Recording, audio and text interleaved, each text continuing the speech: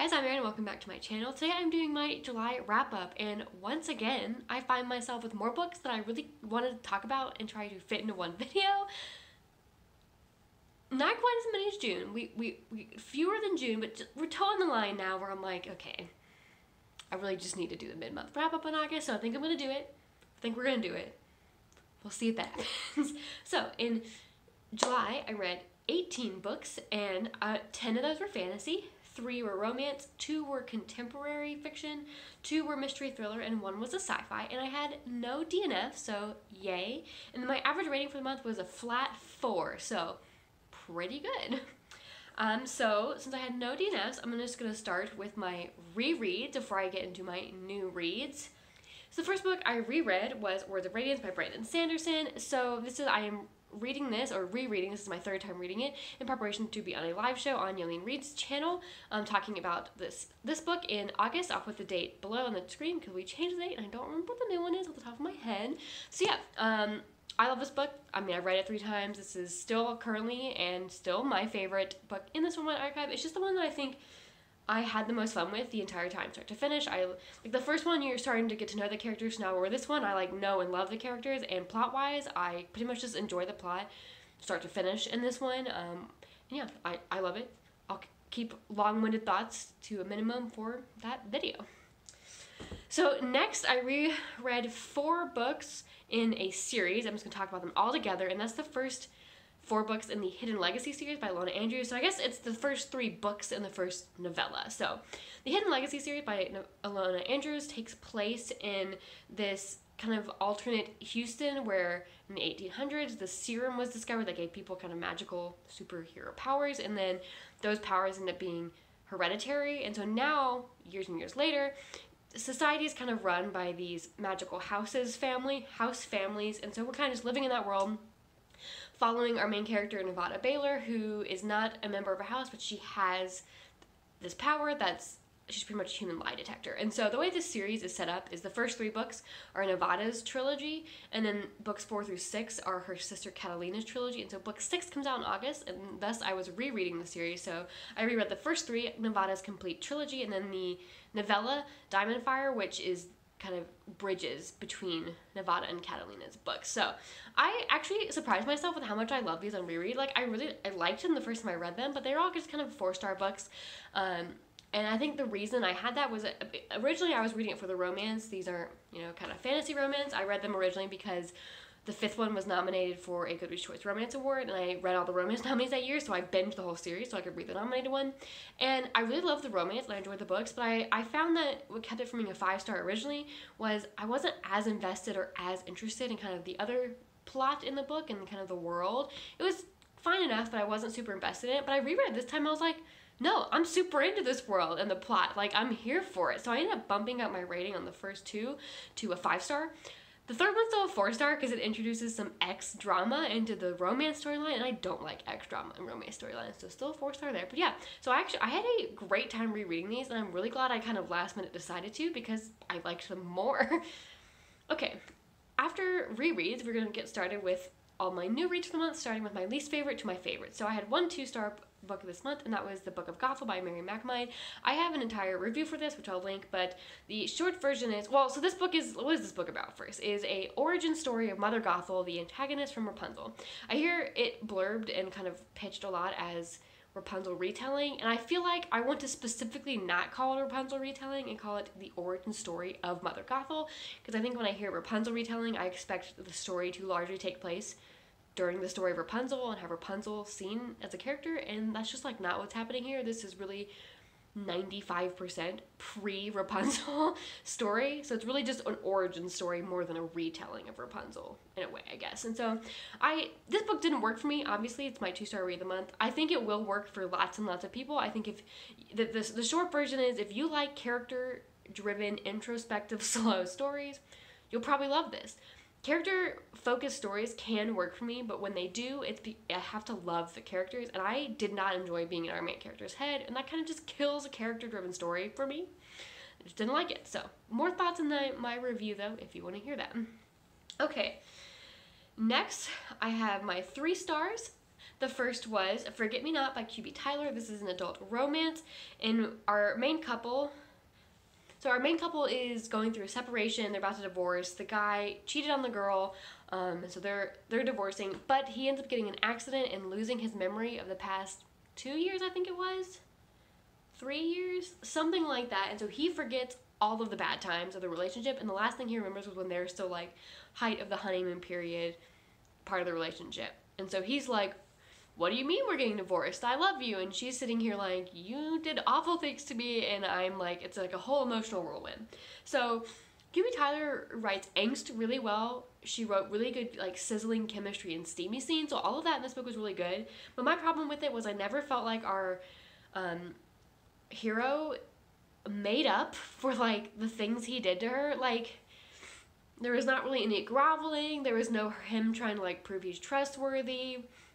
Like, nothing like that. It was kind of just him being like repeating I love you over and over to her and being like, if I just force proximity between us over and over again, it'll be enough, right? And you know what? It worked. She went back to him, but as a reader, it felt unearned. It felt like he didn't earn that redemption at all. So just a 3-star read.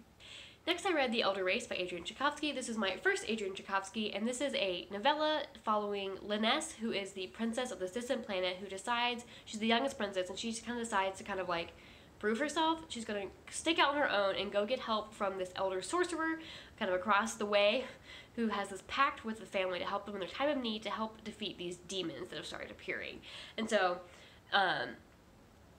she goes and convinces him to come help her on this quest. And so what I liked about this book was the gimmick of it. So this planet had been colonized years and years ago by people from Earth who'd come on spaceships and settled it.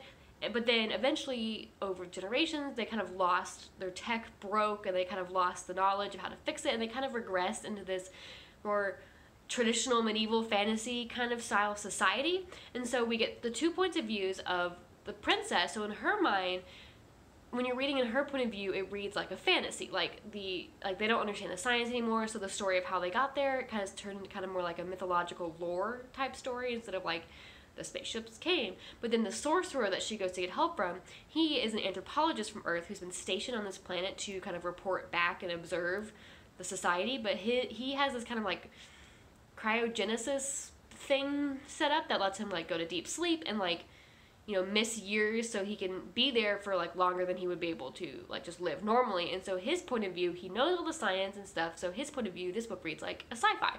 And I really liked that gimmick of it. I thought it's interesting. I thought Tchaikovsky executed it well, and it really felt like you were switching genres between the two, and just hearing the different way they would refer to things was really fascinating. Unfortunately, the story itself didn't particularly pull me in. I just didn't get attached to our characters. A lot of it was kind of introspective, which is, I just need to like the characters more first, and because it was so short, I just didn't have time to really love the characters and thus enjoy the introspection as much. So unfortunately, overall just okay, but I really like that gimmick. And that was clever. Okay, apologies if you can hear the rain. It definitely just started pouring outside my window. But okay, next was White Ivy by Susie Yang. I'm going to start by saying this is definitely marketed as a mystery thriller, and it is not either of those. Like, not even a little bit.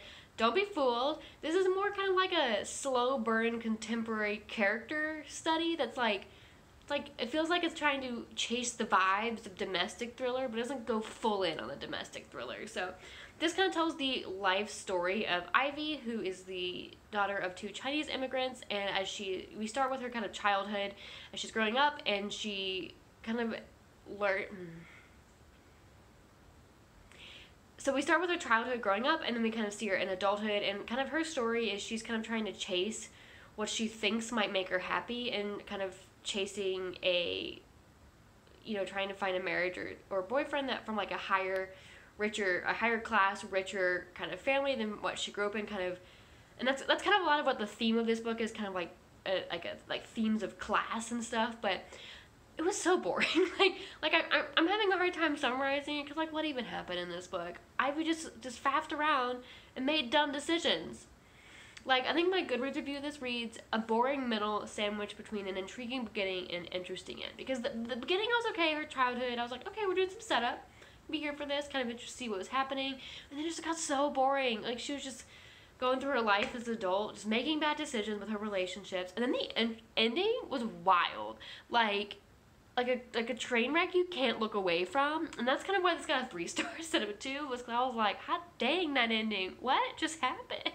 Like, it was not entirely unpredictable, but also, like, holy crap, all of a sudden stuff started happening. So, like, I don't really know how to describe it other than that. It was a trip. So, on to my 4 stars. The first 4-star I read was Luna and the Lie by Mariana Zapata. This is an adult contemporary romance following Luna, who works at a body shop, and the romance between her and her brooding loner of a boss, Rip. And also, we learn pretty quickly into the book that at some point before the book, Luna did some kind of favor for Rip. We don't know what at this time, and he feels like he owes her for it. So that's kind of like a running, like, tie that get, like, tie between the relationship. At the beginning is him trying to pay back this favor that she doesn't want to be paid back for. So I really like this. I really liked Rip, the brooding hero, and this one really worked for me. I thought the body shop setting was a really interesting and different setting for a romance. I also, as a woman in a male-dominated field, liked reading about another woman in a male-dominated field. I was into it. And I really liked their romance. Mariana Zapata just, like, absolutely kills the slow burn for me. Like, her slow burn, like, formula just works. Like, I just love it. You're either gonna love it or you hate it. You know, 600-page slow burn contemporary romance. It's either gonna work or not. And hers just worked for me. The one thing I didn't like was I didn't really like Luna's narration. Like, we were in her head the whole time, and I just didn't like being in her head very much. She had a lot of inner monologuing that became repetitive very quickly, and it just got kind of annoying to read, but I liked the rest of it enough to kind of make up for that as far as my overall enjoyment of this book. Next, I read The Vanishing Queen by Lisbeth Cambell. So this is a standalone political fantasy that is about a revolution trying to overthrow the tyrant king, told from the point of view of, there's 3 points of view. So the main story is told from 2 points of view. We have the king's younger son, who is trying to overthrow his dad in order to put his brother on the throne. And then there is a girl, Anza, who joins the revolution because she hates the crown now because the king killed her dad not too long ago, before the start of this book. And then the third point of view is a flashback point of view of the eponymous Vanishing Queen, when she was raising her sons when they were kids. Kind of, you see a look into what it was like to be married to this tyrant king before the tyrant queen had her vanished. I really quite enjoyed this. I think if you're into political fantasy and you want a nice standalone to kind of mix it up, this is a good one. It's not super long. I think the author does a really good job packaging the story into just a standalone. There is definitely room that it could have been a series. I think turning it into a series would have allowed for more in-depth characterization and kind of deeper characters. So if you really don't like somewhat surface level characters, you might not enjoy it as much. I don't mind that. When I'm enjoying the plot, I don't really mind it as kind of more surface level characters. So again, for a standalone, I guess I just don't expect super deep characters when you have kind of this longer, how much plot she ends up kind of being able to put into this book. This book is also set in a queer normative world, so if you enjoy reading queer representation in your books, this definitely has some, I thought, pretty good casual kind of queer representation thrown into a world where it's just kind of accepted as normal, which I enjoyed. And yeah, overall, I definitely recommend it. Also, this is one of my favorite covers I own. Like, I love this cover. So yeah, overall, definitely good. I would definitely read more by this author. I don't know if she's published more since this. I think this was her debut, but I'd definitely be interested in anything else she decides to write. Next, I read The Discord of Gods by Jen Lyons. This is the last book in the Chorus of Dragons series, and this was a really solid ending to this series. So, I can't really talk much about the plot. You know, 5th book in a series that is full of so much stuff throughout this series. I don't even know what to say specifically, but I do think it was a very good ending to this series. I was kind of sad to have our squad kind of just split up in multiple locations, because book 4, they were claustrophobically stuck together, and I loved book 4, and so I was just kind of missing them all being together, but like, it makes sense why they were split up. I don't think it was poorly done or a bad choice. I just personally missed reading them together, and I definitely kind of expected some things to happen in here that didn't, and I don't think it was bad that they didn't, but I kind of wish they had. Didn't ruin it or anything, but there's definitely some things I wish had happened that didn't. I will say this book of the 5 has my favorite footnotes, because books 1 through 4 were alternating which character between 2 that do the footnotes, and then this last one, both of them do the footnotes, and they're talking to each other, and they're my 2 favorite characters in the whole series, so I was very here for these footnotes. Yeah, this is a good series overall. I kind of also ended this series kind of accepting that I understood 80% of what happened, and I was happy with that. And if I wanted to understand more, this is definitely a series made to be devoured multiple times to really just like squeeze everything out of it. But yeah, it's still definitely good on a first read, but definitely a series I think picture perfectly made to be reread. Next, I read The Verifiers by Jane Pek. This is one I went into pretty much knowing nothing about it and having literally no expectations, but I had a good time with this book. This follows Claudia, who works as a verifier, an agency that verifies their clients' like online dating matches to make sure they're like real people, make sure they're not being catfished or trolled or talking to bots or anything like that. And one of the clients ends up dead, and that kind of kicks off our main character who wants to find out what happened to her. The rest of the company kind of just is like, not our problem anymore. And so she decides to kind of do her own kind of amateur sleuthing kind of on her own, and it pulled off in a way I enjoy.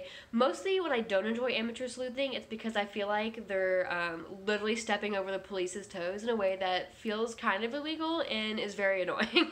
But this way, it didn't feel that way. I enjoyed it. I also, this is kind of had a kind of meta vibe to it because the main character is a big fan of kind of detective books, and so she references and pulls on a lot of things she's read in those books, like, oh, in the books when they say that it usually means this. Like, it felt very self-aware with kind of detective and like whodunits, and I really quite enjoyed that. Yeah, I had a good time. I don't know if this is supposed to be a series or not, but it definitely was set up to where it could be a series, like a detective series where it's just like a new case each book. And if there is more, I would definitely read more by this author in this like series, if it were to be turned into one. Next, I read The Wedding Crasher by Mia Sosa, and I have to like give this book an applause for being one of the very few books marketed as a rom-com that I would say is a rom-com. This one definitely nailed rom-com vibes. So this is about Solange, who is roped into helping her makeup artist cousin at this wedding, and while she's there, she overhears the bride and a guest confessing their feelings for each other, so she decides this wedding cannot go on, I will stop it knowing this information. And then afterwards, they kind of go their separate ways, but then the groom ends up telling this white lie in a situation in which he needed to have a significant other, and he lies and says, I do have a significant other, it's the girl who crashed my wedding, actually were the childhood sweethearts, and he ends up getting back in touch with her through kind of a mutual friend and saying like, hey, you owe me, do this favor for me kind of deal. And so they start on a fake relationship, and this was just full of like zany plot points that felt picture perfect to be a rom-com movie in book form. So if you're looking for a true rom-com book, this is the one. It has a lot of humor. I will say the humor probably only hit for me about 85% time, which was enough to enjoy the book, but wasn't like a total 100% humor winner. I think if you like The Worst Best Man, you'd probably still like this one, and definitely recommend it. Next, I read The No-Show by Beth. I'm gonna start off by saying, this is not a romance. Don't believe the lies. This is just contemporary fiction with some romantic plot lines. Just gonna throw that out there now, because if you're definitely going like fully expecting a romance, you're gonna feel shortchanged. So this follows 3 women who end up getting stood up by the same guy on Valentine's Day, and they don't know it's like the same guy. And it kind of follows this story of like, what happened? How is he dating the 3 women? Do they find out about each other? Like, that's kind of the hook. And I'm not going to say anything else about the plot. I think you should just leave it there. I went on a roller coaster of emotions with this book. I started off intrigued by the questions of like, are they gonna find out? Like, I was kind of rooting for them to like find out and take some like great revenge on him kind of thing.